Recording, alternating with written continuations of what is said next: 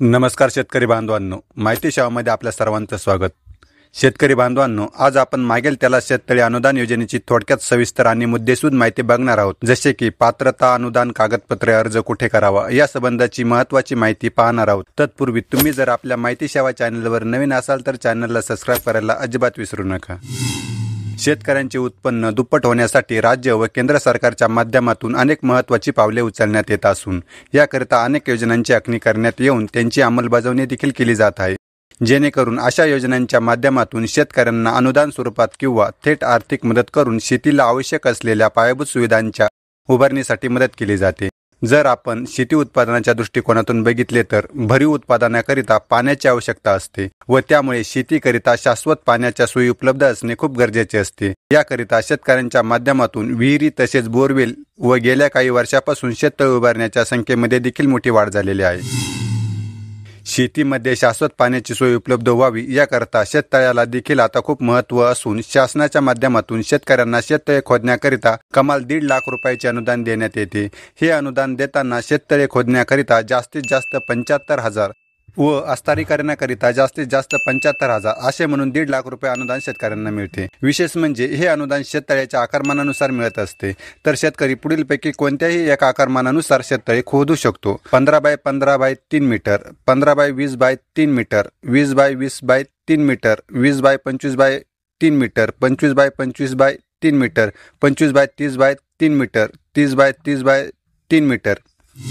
शेतकरी बंधूंनी जर 30 बाय 30 मीटरचे शेततळे खोदण्याचा निर्णय घेतला असेल तर त्यांना 75,000 रुपये अनुदान मिळते। या शेततळ्याच्या अस्तारीकरणाकरिता 75,000 रुपयाचे अनुदान मिळते।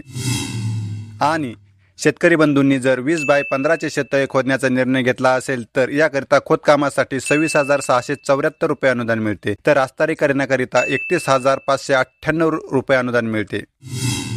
मागेल त्याला शेततळे अनुदानाच्या योजनेचा लाभ घेताना लाभार्थ्यावर असणारी जबाबदारी म्हणजे कृषी विभागाने निश्चित केलेल्या ठिकाणी शेततळे घेणे अनिवार्य राहील। शेततळे मंजूर झालेल्या तारखेपासून शेततळ्याचे काम 3 महिन्यात पूर्ण करणे बंधनकारक राहील। लाभार्थ्यांनी आपले बँक बचत खाते हे राष्ट्रीयकृत बँकेचे पासबुक झेरॉक्स कृषी सहाय्यक, कृषी सेवक यांच्याकडे सादर करावे। कामासाठी अगोदर कोणतीही रक्कम मिळणार नाही। शेततळ्याची निगा व दुरुस्तीची जबाबदारी संबंधित लाभधारकाची असेल। शेततळ्याची नोंदणी 7/12 वर करणे बंधनकारक राहील। शेततळ्याचे काम पूर्ण झाल्यानंतर योजनेचा बोर्ड लाभार्थ्याने स्वतःचा खर्च करून लावणे। ज्या आकाराचे शेततळे मंजूर होईल त्या आकाराचे बांधणे बंधनकारक राहील। नैसर्गिक आपत्तीमुळे शेततळ्याचे कोणत्याही प्रकारचे नुकसान झाले तर भरपाई मिळणार नाही। मागेल त्याला शेततळे अनुदान योजनेची लाभार्थी निवडीची पात्रता काय असणार आहे तर शेतकऱ्याकडे शेतजमीन किमान कमीत कमी 60 गुंठे असणे आवश्यक आहे। यात कमाल मर्यादा नाही। लाभार्थी शेतकऱ्याची जमीन तांत्रिकदृष्ट्या पात्र असावी, कारण पावसाचे पाणी शेततळ्यामध्ये भरू शकेल अथवा पुनर्भरण करणे शक्य होईल। लाभार्थ्याने यापूर्वी सामुदायिक शेततळे अथवा भात सोबत तयार होणारी बोडी या घटकांच्या शासकीय योजनेतून लाभ घेतलेला नसावा। दारिद्र्य रेषेखालील शेतकरी व ज्या कुटुंबातील शेतकऱ्यांनी आत्महत्या केलेली असेल अशा शेतकऱ्यांना प्रथम प्राधान्य देण्यात येईल। इतर सर्व प्रवर्गातील शेततळ्याची मागणी करणाऱ्या शेतकऱ्यांची ज्येष्ठता यादीनुसार सदर योजनेअंतर्गत निवड करण्यात येईल। प्रथम अर्ज सादर करणाऱ्यांना प्राधान्य राहील। मागेल त्याला शेततळे अनुदान योजनेसाठी कुठली आवश्यक कागदपत्रे लागणार आहेत?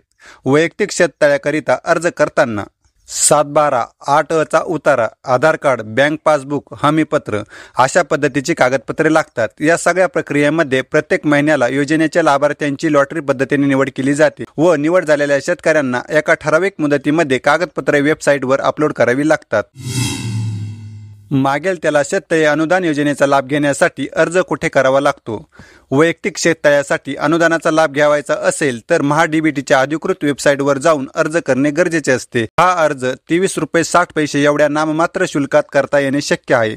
यामध्ये एका वेळी ज्यांनी जेवढ्या योजनेचा लाभ घ्यावायचा आहे त्या सर्वांसाठी अर्ज करू शकतात व जोपर्यंत लॉटरी पद्धतीने सदर योजनेकरता निवड होत नाही तोपर्यंत एकदा केलेला अर्ज हा ग्राह्य धरला जातो। म्हणजे सोप्या भाषेत सांगायचे म्हटले म्हणजे शेतकऱ्याला यामध्ये प्रत्येक योजनेकरिता स्वतंत्रपणे अर्ज करण्याची गरज नसते व परत अर्ज देखील करावा लागत नाही। या योजनेची अधिक माहितीसाठी तुम्ही तुमच्या जवळच्या कृषी विभाग कार्यालय किंवा कृषी सहाय्यक मंडल कृषी अधिकारी, तालुका कृषी अधिकारी यांच्याशी संपर्क साधू शकतात। तुम्हाला मागेल त्याला शेततळे अनुदान योजनेची माहिती दिलेली आहे, तरी सुद्धा तुमचे योजनेसंबंधी काही प्रश्न असल्यास आम्हाला कमेंट्सद्वारे नक्की कळवा। तर मित्रांनो, तुम्हाला ही माहिती आवडली असेल तर आपल्या मित्रांना शेअर करा, व्हिडिओला लाईक करा आणि अशाच प्रकारची नवनवीन माहिती बघण्यासाठी आपल्या हक्काच्या माहिती सेवा या यूट्यूब चॅनलला नक्की सबस्क्राईब करा. म्हणजेच अशाच प्रकारची नवनवीन माहिती सर्वात आधी तुम्हाला पाहायला मिळेल. धन्यवाद.